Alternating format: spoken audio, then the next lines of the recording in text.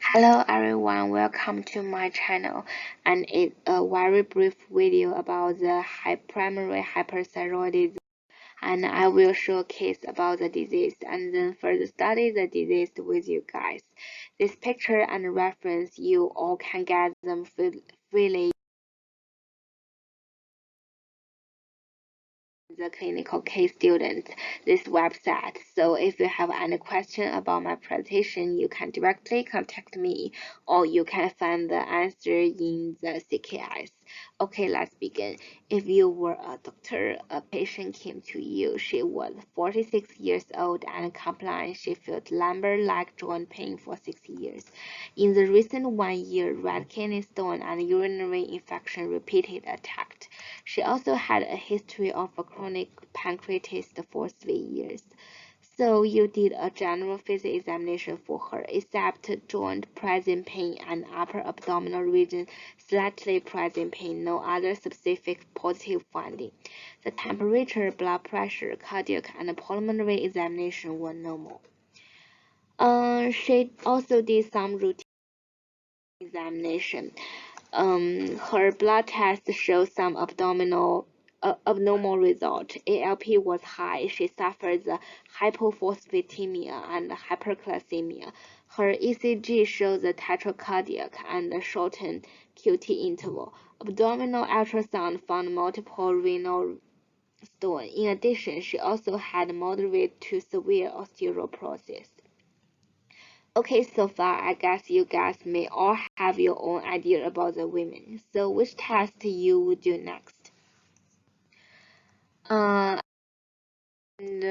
First collect 24-hour urine and recheck the serum calcium and prove the patient exactly had hyperglycemia. The thyroid function test shows the PTH overexpression. The X-ray shows the bone physiological change. Neck ultrasound found a mass in the lower region of a rat thyroid, which hinted it would be parathyroid tumor. So thyroid CT to further validate it. To exclude the hypothalamus and pituitary gland problem, she also did the head MRI and no positive finding. At present, based on this result, I think the diagnosis is clear. So now the question is how you to treat the patient. No drug or pills can release her symptoms like osteoporosis in root. So the surgery is the best choice for her. The right parathyroidectomy was done for the patient. In other words, to remove the right parathyroid gland. And the golden standard of diagnosis is a post-operation physiological finding, is a parathyroid anomaly. Post-operation, the serum calcium decreased to normal volume. The serum phosphorate concentration increased. The kidney stone, pancreatitis, and osteoporosis were also released. According to the case, I think you guys have a general impression of the primary hyperthyroidism. So next, we study the disease in detail.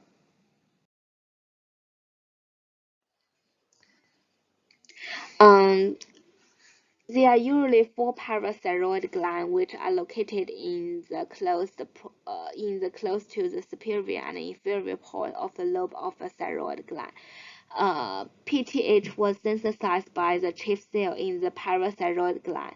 The principal effects of PTH are to increase the serum calcium and reduce the serum phosphate.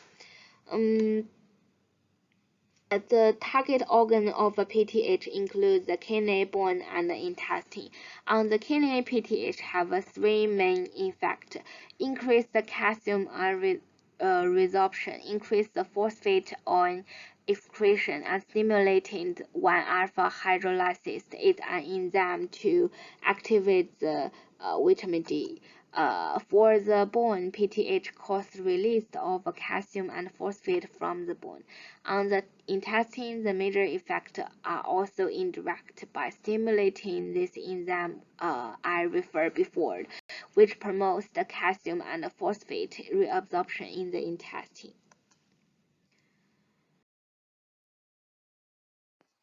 The hyper means the over, so the hyperparathyroidism is the exercise the PTH released. So all the action of PTH raise the calcium level, the hypercalcemia results. Primary hyperthyroidism is a relative common endocrine disorder, and it causes the symptom also in the picture. The target organ includes the eye, thorax, brain, parathyroidism, heart, liver, pancreas, muscle, kidney, bone, and bone. The cause of hyperthyroidism includes the parathyroid gland edema, diffuse parathyroid gland hyperplasia, and a malignant hyperthyroid tumor. The malignant parathyroid tumor is very rare and is also associated with other endocrine tumors like Mean syndrome. Primary hyperthyroidism, this disease is especially common in postmenopause women.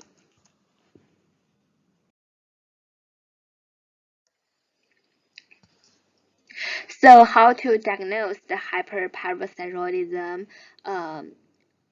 First is according to the clinical symptom. If a patient has the unexpected bone weakness or the hypercalcemia symptom and signs or the dehydration, we should think about this disease, and it can investigated by the blood test. We can find the high calcium and the low phosphate. We also can to measuring the blood PTH.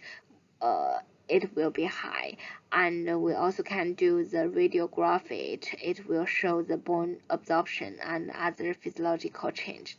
The radioisotope screening or ultrasound of parathyroid gland can help us to find some mass in the parathyroidism. The elevated serum ALP may be seen in the parathyroid bone disease. The 24-hour urine should be collected to evaluate the calcium level. The abdominal X-ray may can hint some renal stone.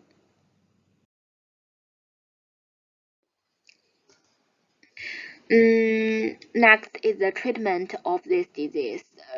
First step is restrict dietary calcium and vitamin D and encourage to adequate hydration. The second is drug treatment, but it only suits for some specific symptoms like the kidney stone, and no pill or drugs can release the symptom of osteoporosis in root.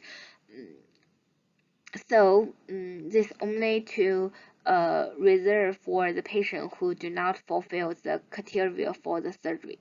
And the surgery is the best choice for patient. Surgery removal the parathyroid gland. Some indication for surgery include the patient under 50 years old and with a serum calcium over 3 millimole. The common complication of a parathyroid surgery includes hypocalcemia, recurrent laryngeal nerve injury, bleeding, and hematoma formation. So all the contents about the disease, and in the end, I want to share you guys a very useful study tour, the ClinicalKey student website. From using that, you can find many free good picture and textbook. I think it must be very helpful in the further study and research.